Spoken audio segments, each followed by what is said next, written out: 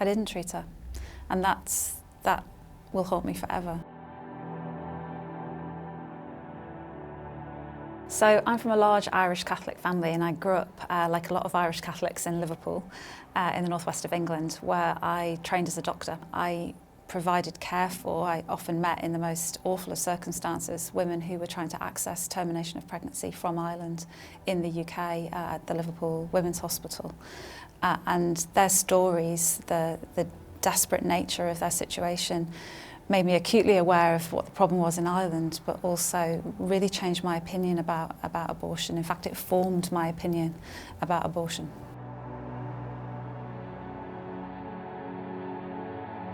When I moved to Cork, I understood completely that I would be practicing medicine in a different jurisdiction where termination of pregnancy was quite restricted. And the problem we have in these hard cases where women are significantly unwell is if they travel, they do so with added risk. We can provide information to women. We can give them a list of clinics where we know they will be well looked after. We can give them numbers of hospitals, clinic contact details, but we can't pick up the phone. We can't write a referral letter, because if we do that, we are guilty of a criminal act of procuring a termination, and we could face a 14-year custodial sentence. The one case that I can refer to, and I can because the woman involved herself was very brave and wanted to go on the public record, was Michelle Hart. Michelle had a advanced melanoma, skin cancer that was quite advanced, and she was on a new drug as part of a large trial. One of the exclusion criteria for participating in that trial was pregnancy. Michelle presented with a crisis pregnancy. Because she was pregnant, she'd have to come off this drug that was keeping her cancer under control.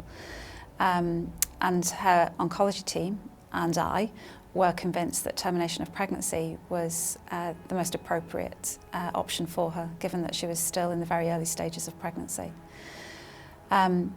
However, I couldn't honestly say that her life was in substantial danger. And because of the legal and medical ambiguity around substantial, we sought advice from the Hospital Ethics Committee. And the Hospital Ethics Committee decided that the interpretation of the 8th Amendment in that case meant that we were not at liberty to perform a termination of pregnancy. Michelle was actually an English citizen living in Ireland, where she'd been for quite some time. She was a single mother, her passport was out of date, and she didn't have the financial means to arrange travel. And there was a significant delay.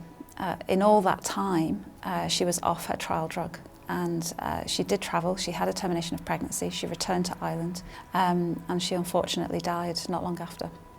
I knew what she needed, I knew what I could have done in any other jurisdiction in Europe apart from Malta.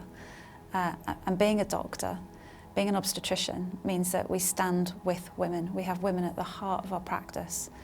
And I didn't treat her, I couldn't treat her. And that's hard to live with.